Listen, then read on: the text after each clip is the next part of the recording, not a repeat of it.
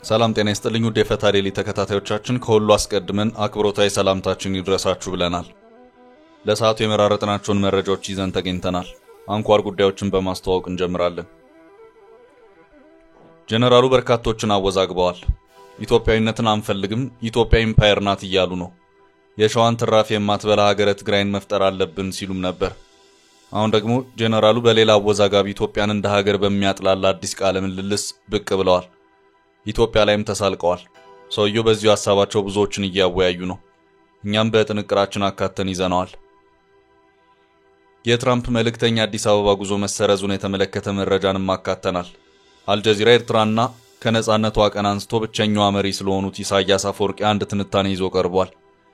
ኤርትራ ከዓለም እይታ ርቃ በወታደራዊ አስተዳደር ታፍናለች የሚል ርዕስ የተሰጠው ዘገባው ፕሬዝዳንት ኢሳያስን ከቀድሞ የኢትዮጵያ ፕሬዝዳንት ኮሎኔል መንግስቱ ጋር አነጻጽሯቸዋል።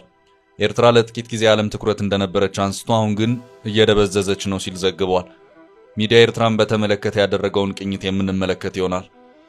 አቶ ጌታቸውን በመተካት የትግራይ ጊዜያዊ አስተዳደር ፕሬዝዳንት የሆኑት ሌተናል ጀነራል ታደሰ ወረደ ያቋቋሙት ካቢኔ ተቃውሞ ተነስቶበታል። ለተቃውሞ አንድ ሁለት ተብሎ የተቀመጡ ምክንያቶች ተዘርዝረዋል። ተቃውሞ በማን ተሰማ፣ የተቃውሞቹስ ጭብጦች ምንድናቸው የሚሉትን በተመለከተ ወደ እናንተ ለማድረስ አካተነዋል። ከቀናት በኋላ በእስራኤል ሊካሄድ ቀነ ቀጠሮ የተያዘለት የቴዲ አፍሮ ኮንሰርት ከወዲሁ እያነጋገረ ነው። በእስራኤል የነጻነት ቀን ይካሄዳል የተባለው ይሄው የሙዚቃ ድግስ በሁለት ጎራ ድጋፍና ትችት እያስተናገደ ነው። እኛም ይህንኑ አነጋጋሪ ጉዳይ በተመለከተ የምናደርሳችሁ መረጃ ይኖራል። በጅቡቲ የኢትዮጵያ ኤምባሲ የጅቡቲ መንግስት በአገሪቱ ያለ ህጋዊ ሰነድ የሚኖሩ ኢትዮጵያውያንን በፍቃደኝነት ወደ ሀገራቸው እንዲመለሱ የሰጠውን የጊዜ ገደብ እንዲያራዝም የኢትዮጵያ ኤምባሲ ያቀረበለትን ጥያቄ ውድቅ ማድረጉ ተሰምቷል። መረጃው ዝርዝር አለው። ሆሊውድን ከበላው ከፍተኛ ሰደድ እሳት ወዲህ ከወራት በኋላ በአሜሪካ ሌላኛው ግዛት ከፍተኛ የእሳት ቃጠሎ ተነስቷል። በኒው ጀርሲ ኦሽን ካውንቲ የተነሳው ከበድ ያለ እሳት እስካሁን 8500 ኤከር መሬት በልቷል። በሺዎች ስለተሰደዱበት የእሳት ቃጠሎ መረጃ አክለናል። የኢትዮጵያን ጨምሮ በሶማሊያ ጦር ያዋጡ ሀገራት ጀነራሎች ስብሰባ ተቀምጠዋል። መረጃ የጥንቅራችን አካል ነው። የአሜሪካ ድምጽ ቪኦኤ ወደ አየር እንዲመለስ ፍርድ ቤት መወሰኑ ተሰምቷል። የትራምፕ አስተዳደር በውሳኔው ላይ ግባኝ ሊጠይቅ እንደሚችልም ተነግሯል። መረጃው ዝርዝሩን ከዕለታዊ መረጃችን ይሰሙታል።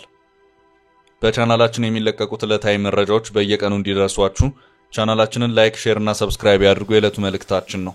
አሁን በቀጥታ ወደ ዝርዝር መረጃዎቻችን እንውሰዳችሁ።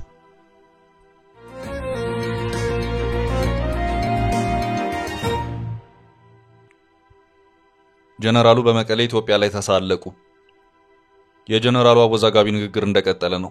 ሰውየው የቀድሞ የብረታ ብረትና ኢንጂነሪንግ ኮርፖሬሽን ሜቴክን በዋና ስራ አስኪያጅነት ሲመሩ የነበሩትና በኋላም ክስ ተመስርቶባቸው ፍትህ ሚኒስቴር ለህዝብ ጥቅም ሲል ክሳቸው እንዲቋረጥ አድርጎ በነጻ ያሰናበታቸው ሜጀር ጀነራል ክንፈ ዳኘው ናቸው። ሰውየው ነጻ ሀገር ትግራይን እንመሰርታለን በማለት እየደጋገሙ መናገራቸውን እንደቀጠሉ ሲሆን አሁን ደግሞ ኢትዮጵያዊነት ህመም ነው፣ ስቃይ ነው ሲሉ ተናግረዋል። ጀነራሉ ከእስር ከተፈቱ በኋላ ኑሯቸውን በትግራይ ያደረጉ ሲሆን በተለያዩ ጊዜያት በመድረኮች ሲሰጧቸው በሚሰሙት አስተያየቶች ኢትዮጵያን እንደ ሀገር ሲያጥላሉ ይታያል። ብራክሾ ከተባለ የበይነመረብ ሚዲያ ጋር በነበራቸው ሰፋ ያለ ቆይታም ጀነራሉ ኢትዮጵያ ኢምፓየር ናት በማለትም ሲገልጹ ተሰምተዋል። ከዚህ ቀደምም ጀነራሉ በአንድ መድረክ ላይ የሸዋ ትራፊን የማትበላና የማትደፈር ነጻ ሀገር ትግራይን እንመሰርታለን ሲሉም የተናገሩ መሆኑ የሚታወስ ነው። ክንፈ ዳኘው በአሁኑ ቃለ ምልልሳቸው ደግሞ ኢትዮጵያዊነት ህመም ነው ሲሉም ተናግረዋል። ከዚህ ቀደምም በትግራይ አንድ መድረክ ላይ ባደረጉት ንግግር ትግራይ በአርመኔዎች ወረራ ተፈጽሞበታል፣ ቀጣዩ መፍትሄም ትግራይን ነጻ ሀገር አድርጎ መመስረት ነው፣ የሸዋን ትራፊ የማትበላ ኮራች የደራች ነጻ ሀገር ትግራይ መመስረት አለባት፣ በህይወት ያለን እኛ ተጋሮች ልናደርግ የሚገባን ወሳኝ ነገር ቢኖር የትግራይን ህዝብ ማገልገል ነው፣ የትግራይን ህዝብ በማገልገሉ በኩል ደግሞ ቀዳሚ ጉዳይ አድርገን መውሰድ ያለብን የተሰቡ ሰማዕታትን ቤተሰብ ማክበርና ማገልገሉ ላይ ነው። በዚሁ መንፈስ እኔም ከተሰቡ ታጋዮች ጎን የቆምኩ መሆኔን መግለጽ እወዳለሁ። ትግራይ በጦርነት ደቃለች።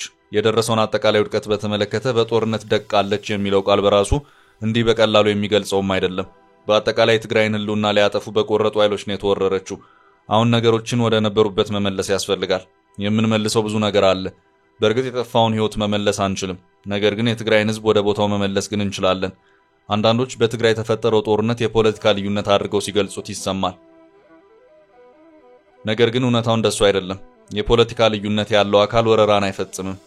ለጦርነቱ ምክንያት የፖለቲካ ልዩነት ሳይሆን የተካሄደው ስልጣኔን የማጥፋት ወረራ ነው። የወረረን አራዊትና ፋሺዝም ነው ሲሉም ነበር የተናገሩት። ጀነራሉ አክለውም በዚህ ጦርነት ክብራችን ተደፍሯል። አሁን ሁሉንም ነገር ወደ ነበረበት ቦታውን መልሰዋለን። መቼ የሚለውን በተመለከተ በአንድ ዓመት በሁለት ዓመት ብለን በእርግጠኝነት መናገር አንችልም። ህዝባችን ለዳግም ወረራ መጋለጥ የለበትም ካለም ብቸኛው አማራጭ የትግራይን ስርዓተ መንግስት መመለስ መቻል ብቻ ነው። የማትለምን የማትደፈር ነፃ ሀገር ትግራይን መመስረት አለብን። የሸዋን ትራፍ የማትበላ ትግራይ፣ ከአዲስ አበባ የማትጠብቅ ትግራይን ሀገረ ትግራይን መመስረት አለብን ሲሉም የተናገሩ መሆኑ የሚታወስ ነው። ሜጀር ጀነራል ክንፈዳኞ በአሁኑ ቃለ ምልልሳቸው ደግሞ ኢትዮጵያዊነት ህመም ነው ሲሉም የተናገሩበት ሁኔታ በርካቶችን እያነጋገረ ይገኛል።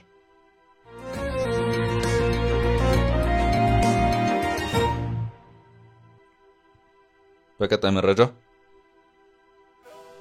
የትራምፕ መልእክተኛ 4 ኪሎ ጉዞ ተሰረዘ። የአሜሪካ የውጭ ጉዳይ ሚኒስትር ማርኮ ሩቢዮ ወደ አዲስ አበባና ናይሮቢ ጉዞ የሚያደርጉ መሆኑን በተመለከተ በትላንትናው ዕለት መረጃዎች ተሰራጭተው ነበር። የመረጃው ምንጭ አፍሪካን ኢንተለጀንስ ነው። ሆኖም በዚሁ በራሱ በአፍሪካን ኢንተለጀንስ ከሰዓታት በኋላ በተለቀቀው ሌላ አዲስ መረጃ የውጭ ጉዳይ ሚኒስትር ማርኮ ሩቢዮ አዲስ አበባና ናይሮቢው ጉዞ የተሰረዘ መሆኑን አስታውቋል። ጉዞ ለምን ተሰረዘ በሚለው ዙሪያ ግን የተሰጠ ምንም አይነት ዝርዝር መረጃ የለም። ቀደም ባሉ ጊዜያት የአሜሪካ ከፍተኛ ባለስልጣናት ጉዞ ሲኖራቸው አስቀድሞ መግለጫን የሚሰጠው ስቴት ዲፓርትመንት ሲሆን በዚህ የማርኮ ሩቢዮ ጉዞና በመጨረሻም የጉዞውን መሰረዝ በተመለከተ ግን ስቴት ዲፓርትመንት ምንም ያለው ነገር የለም።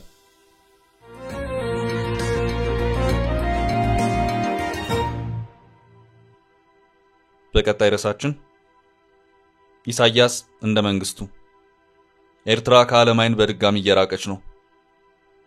አልጀዚራ ኤርትራንና ከነጻነቷ ቀን አንስቶ ብቸኛ መሪዋ ስለሆኑት ኢሳያስ አፈወርቂ አንድ ትንታኔ ይዞ ቀርቧል። ኤርትራ ከዓለም እይታ ርቃ በወታደራዊ አስተዳደር ታፍናለች የሚል ርዕስ የተሰጠው ዘገባው ፕሬዝዳንት ኢሳያስና የቀድሞ የኢትዮጵያ ፕሬዝዳንት ኮሎኔል መንግስቱ ኃይለማርያምን በማነጻጸር የጀመረ ሲሆን የአፍሪካ ቀንድን የታዘቡት አሜሪካዊ ዲፕሎማት ሐሳብና መጽሐፍን ያነሳል። ፖል ቢሄንዝ የሚሰኙት አሜሪካዊ እንደ አውሮፓ አቆጣጠር በ2007 ኢትዮጵያ በመንግስቱ የመጨረሻ ዘመናት የሚል መጽሐፍ ያሳተሙ ናቸው። ዲፕሎማቱ ኢሳያስ መንግስቱን አታግሎ የገለበጠ ቢሆንም የእሱ አባዜ ያለበት ነው ያሉት። ሁሉን የመቆጣጠር ኦቶሪታሪያን ባህሪው መንጌን ይመስላል ብለዋል። በካርተር ዘመን የብሔራዊ አማካሪ የነበሩ ሌላ ሰው ደግሞ ኢሳያስ ድርቅ ያለ ኮስታራነት፣ ሁሌም ከስጋት የሚመነጭ ራሱን መከላከል፣ ወደ ሁሉም መጠቅለል መርቷቸዋል ብለዋል። የአልጀዚራ ዘገባ ኤርትራ 32 ዓመታት በኢሳያስ ስር ሆና ጋሪሰን ስቴት ወይም ወታደራዊ ግዴታ ብቻ ያለበት ሀገር ሆናለች ብሏል። በኤርትራ ከግል ነጻነት ወታደራዊ ቁጥጥር ቅድሚያ ይሰጠዋል ሲል ሚዲያው በዘገባው አስፍሯል። ሀገሪቱ የተገነጠለች ሰሞን የነበረው ተስፋ መጥፋቱን የተነተነው ጽሑፉ ኢሳያስ አሁን ድረስ ለሀገሪቱ ህገ መንግስት ለመቅረጽ አሻፈሬ ማለታቸውንና ግላዊ አገዛዝ መጫናቸውን ይናገራል። እንደ አውሮፓ አቆጣጠር በ2001 15 ከፍተኛ አመራሮች የዲሞክራሲ ጥያቄ አንስተው የውሃ ሽታ ሆኖ በእስር ቤት መሰወራቸውን ዘገባው ያስታውሳል። ኤርትራ ከዓለም አይን የራቀች ናት ያለው አልጀዚራ ከዓመታት ወዲህ በኢትዮጵያ የሰሜን ጦርነት ጋር በተያያዘ እንዲሁም ጦርነትን የቋጨው የፕሪቶሪያው ስምምነት አስመራን ማስኮረፉ አንድ ሰሞን ዓለም ከኢትዮጵያ ጋር በተፈጠረው ልዩነት ኤርትራን በጥቂቱ ተመልክቷት ነበር ይላል። ከኢትዮጵያ ጋር በተያያዘ ለአጭር ጊዜ ዓለምን ትኩረትና እይታ አግኝታ የነበረችው ኤርትራ ግን አሁን ከእይታ ውጭ ወደ መሆን እሷ ላይ ያለው ትኩረት ስለመጥፋቱ ዘገባው ያነሳል። ዘገባው ተከድኖባቸው በወታደራዊ ስርዓት ውስጥ ያሉትን ህዝቦች ግን ዓለም ሊመለከታቸው ይገባል ሲል ትኩረትን ለኤርትራ ጠይቋል። ኤርትራውያን በብዛት መሰደዳቸውን ቀጥለዋል። አሁን ብዙዎች አደገኛውን የስደት ጉዞ በእግር ተያይዘውታል ያለው አልጀዚራ ኢሳያስና አስተዳደሩ ላይ ዓለም አቀፍ ጫና ካልበረታ በስተቀር ኤርትራ ከእይታ ርቃ በኢሳያስ አገዛዝ በተለመደው አካሄድ መቀጠሏ የማይቀር ዕጣ ነው ሲል አስጠንቅቋል።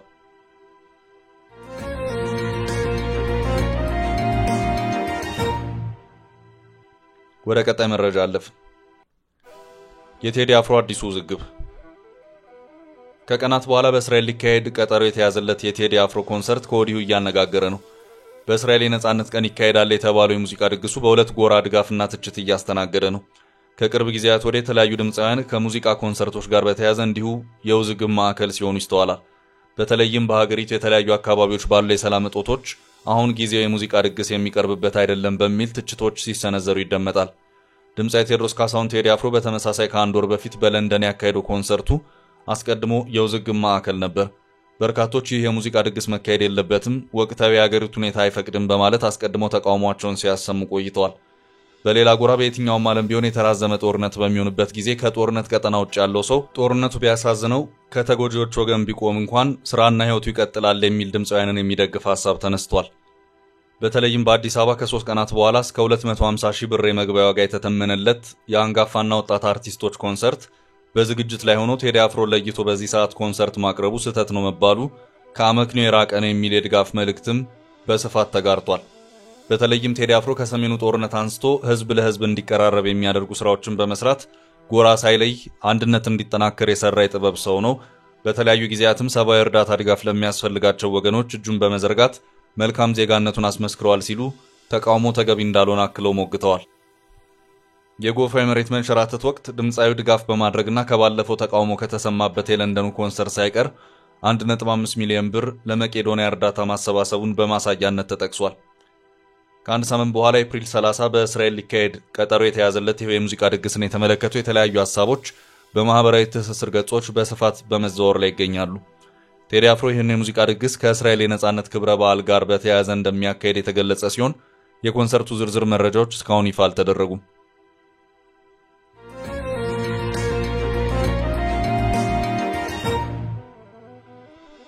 በቀጣይ መረጃ ካቢኔው ውዝግብ ተነሳበት። የቀድሞ የትግራይ ጊዜያዊ አስተዳደር ፕሬዝዳንት አቶ ጌታቸው ረዳ ከኃላፊነት ተነስተው በሌተናል ጀነራል ታደሰ ወረደ መተካታቸውን ተከትሎ ጀነራሉ በቀደመው ነባሩ ካቢኔ ላይ ማሻሻያዎችን አድርገዋል። ከዚሁ አዲሱ የጀነራሉ ካቢኔ ጋር በተያያዘው ዝግቦች እየተሰሙ ሲሆን በክልሉ ከሚንቀሳቀሱት ፓርቲዎች መካከል አንዱ የሆነው ሳልሳይ ወያኔ ይህንኑ ካቢኔ በመቃወም መግለጫ አውጥቷል። ፓርቲው በዚሁ በጽሁፍ ባሰራጨው መግለጫውም የጀነራል ታደሰ ወረደ አዲሱ አስተዳደር የህወሓት ሰዎች ካቢኔውን እንዲቆጣጠሩ ፈቅደዋል፣ ሌሎች የሚሳተፉበት እድልም ከቀድሞ በባሰ ዝግ ሆኗል ሲልም የሰላ ትችቱን ሰንዝሯል። ፓርቲው በዚሁ መግለጫው አክሎም ካቢኔው የህወሓት የበላይነት የታየበት ነው፣ ይህም ሁሉን አቀፍ ጊዜያዊ አስተዳደር እንዲቋቋም የደነገገውን የፕሪቶሪያ ስምምነትን የጣሰ ነው፣ የካቢኔው ሹመት ሁሉን ያላካተተና የአንድ ወገን ነው ሲልም ወቀሳውን ሰንዝሯል። ካቢኔው ህገ ወጥ ነው ያለው ሳልሳይ ወያነ መጪውን ምርጫ ፍትሐዊና ነጻ የማድረግ ብቃት የለውም ሲልም ተቃውሟል።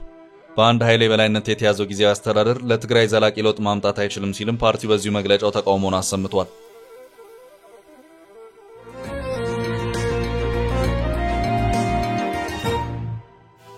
በቀጣይ መረጃችን ኢትዮጵያውያኑ ሊባረሩ ነው። በጅቡቲ የኢትዮጵያ ኤምባሲ የጅቡቲ መንግስት በአገሪቱ ያለ ህጋዊ ሰነድ የሚኖሩ ኢትዮጵያውያን በፍቃደኝነት ወደ ሀገራቸው እንዲመለሱ የሰጠውን የጊዜ ገደብ እንዲያራዝም የኢትዮጵያ ኤምባሲ ያቀረበለትን ጥያቄ ውድቅ ማድረጉ ተሰምቷል። ህጋዊ ሰነድ የሌላቸው የውጭ ዜጎች በሙሉ ከመጋቢት 25 እስከ ሚያዝያ 24 ከጅቡቲ እንዲወጡና ቀነ ገደቡ ካለፈ ግን በፖሊስ ተገደው እንደሚወጡ የአገሪቱ መንግስት ቀደም ሲል የጊዜ ገደብ አስቀምጧል። ኤምባሲው ከሀገሪቱ የሀገር ውስጥ ደህንነት ባለስልጣናት ጋር ባደረገው ውይይት ኢትዮጵያውያኑ ብዛት ስላላቸው በቂ የዝግጅት ጊዜ እንዲያገኙ ቀነ ገደቡ በ3 ወር እንዲራዘምላቸው ጠይቆ እንደነበር ጠቅሷል። በውይይቱ ወቅትም ህጋዊ መኖሪያ ፍቃድ የሌላቸውና በጅቡቲ የሚኖሩ ኢትዮጵያውያን ብዛት ያላቸው መሆኑን፣ ትምህርታቸውን በመከታተል ላይ የሚገኙ ዜጎች መኖራቸውን፣ በንግድ ስራ ላይ የተሰማሩ ኢትዮጵያውያን ዕቃዎቻቸውን አጣርተው መሸጥ ስላለባቸውና በተለያዩ ቦታዎች ተቀጥረው የሚሰሩ ዜጎች ያልተከፈላቸው ውዝፍ ደሞዝ ስላለና በፍርድ ቤት ያላለቀ ጉዳይ ያላቸው ዜጎችን መኖራቸውን ማንሳቱን አስታውቋል። ኢትዮጵያውያን ወደ ሀገራቸው የሚመለሱበት ቀነ ገደብ በ3 ወር እንዲራዘም ጥያቄ ማቅረቡን ኤምባሲው አስረድቷል። ይሁንና የጅቡቲ መንግስት ባለስልጣናት ይህን ጥያቄ ውድቅ ማድረጋቸውን ይፋ አድርጓል።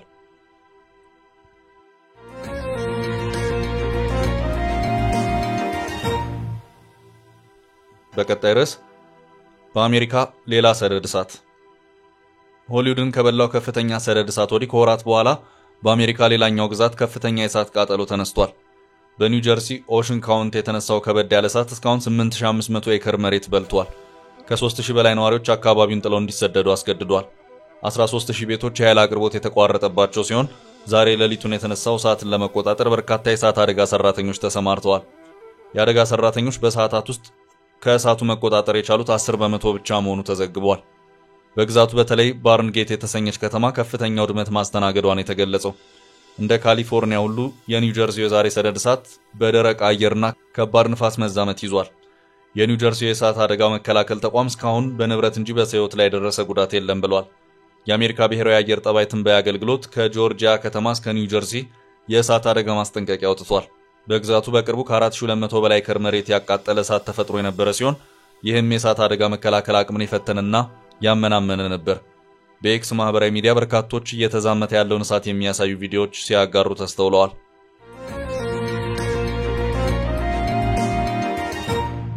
በቀጣይ መረጃ የጀነራሎቹ ጥብቅ ስብሰባ።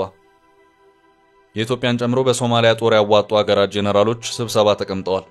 ለሶማሊያ ሰላም አስከባሪ ኃይል ወታደሮችን ያዋጡ ሀገራት የጦር አዛዦች በኡጋንዳ ካምፓላ ስብሰባ መቀመጣቸውን የተገለጸው። ከሁለት ሳምንታት በፊት ጦር ያዋጡ ሀገራት ለማስፈር ያቀዱት ጦር መጠን መገለጹ አይዘነጋም። ኢትዮጵያ በሶማሊያ በሰላም አስከባሪነት ለማስፈር ያቀደችው ጦር 2005 ሲሆን በኢትዮጵያና ሶማሊያ መካከል የተፈጠረውን ወታደራዊና ፖለቲካዊ ጥረትን ተከትሎ በሶማሊያ የሰላም ማስከበር ተልዕኮ ውስጥ መሳተፍ አለብኝ ያለችው ግብጽ 1100 ጦር የተፈቀደላት መሆኑ መገለጹ ይታወሳል። በሶማሊያ የሰላም ማስከበር ተልዕኮ ውስጥ ከፍተኛ ቁጥር ያለው ጦር ያሰማራችው ኡጋንዳ 4005 ጦር እንድታሳትፍ ከስምምነት መደረሱ ተዘግቧል።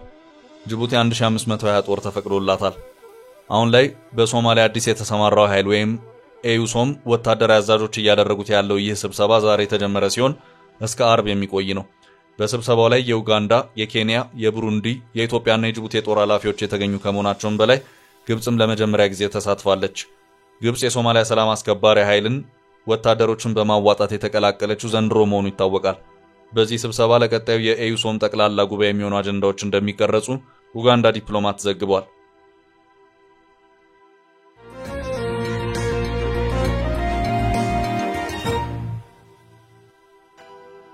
በመጨረሻም የአሜሪካ ድምጽ ወደ አየር እንዲመለስ ብይን ተሰጠ። የአሜሪካ ድምጽ ቪኦኤ ወደ አየር እንዲመለስ ፍርድ ቤት መወሰኑ ተሰምቷል።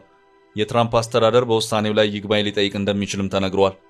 ጋዜጠኛ ጽዮን ግርማ በማህበራዊ ሚዲያ ገጿ እንደገለጸችው የግራ ቀኙን ሲመለከቱ የቆዩት የፌዴራል ፍርድ ቤት ዳኛ የአሜሪካ ድምጽና ሌሎች የዩናይትድ ስቴትስ ዓለም አቀፍ ሚዲያ ኤጀንሲ ወደ ነበሩበት እንዲመለሱ አዘዋል። በትራምፕ መንግስት አስተዳደራዊ ረፍት የተሰጣቸው ቋሚና የኮንትራት ሰራተኞች ወደ ስራቸው እንዲመለሱ መወሰናቸውንም የቪኦኤ ጋዜጠኛ በዚሁ መረጃዋ ጨምራ ገልጻለች። የአሜሪካ ድምጽ ቪኦኤ ከ40 በላይ በሆኑ ቋንቋዎች አገልግሎት የሚሰጥ መሆኑ ይታወቃል። የቀዝቃዛው ጦርነት ድምጽ ዘመኑ ጣቢያ በፍርድ ቤት ትዕዛዝ ይከፈት ተብሏል። የአሜሪካ ድምጽ የሬዲዮና የቴሌቪዥን ስርጭት መሰረቱን በአገር አሜሪካ ዋሽንግተን ዲሲ ያደረገና አማርኛን ጨምሮ በ47 ዓለም አቀፍ ቋንቋዎች ስርጭቱን የሚያከናውን ተቋም ነው። ይህ ተቋም በአሜሪካ ፌዴራል መንግስት በጀት የሚመደብለት ተቋም ሲሆን ከ278 ሚሊዮን በላይ ሳምንታዊ ተመልካችና አድማጮች እንዳሉት ይነገራል። ከአንድ ወር በፊትም ይሄው አንጋፋ ሚዲያ የፕሬዝዳንት ዶናልድ ትራምፕን ትዕዛዝ ተከትሎ ከስርጭት መውረዱ ይታወቃል። በዚህም ሰራተኞች አስገዳጅ አስተዳደራዊ ረፍት እንዲወስዱ በመደረጋቸውና የኮንትራት ሰራተኞች ደግሞ ከስራ በመሰናበታቸው ሳቢያ ስርጭቱ መገታቱ አይዘነጋም። አሁን ላይ አሜሪካ ድምጽ ቪኦኤ ወደ አየር እንዲመለስ ፍርድ ቤት መወሰኑ የተገለጸ ሲሆን ይህን የዳኛ ውሳኔ ትራምፕ አስተዳደር ወደ ጠቅላይ ፍርድ ቤት በመውሰድ ይግባኝ ሊጠይቅበት ይችላል ተብሏል። ቻችን ለዛሬ ያዝንላችሁ ርዕሰ ጉዳዮች እዚህ ላይ ቋጨን። ላይክ፣ ሼር እና ኮሜንት በማድረግ ለቻናላችን ድጋፋችሁን መግለጽ እንዳትዘነጉ እያልን ከሌሎች መረጃዎች ጋር ደግመን እስክንገናኝ ቸር ያሰማን ስንል ተሰናበትን።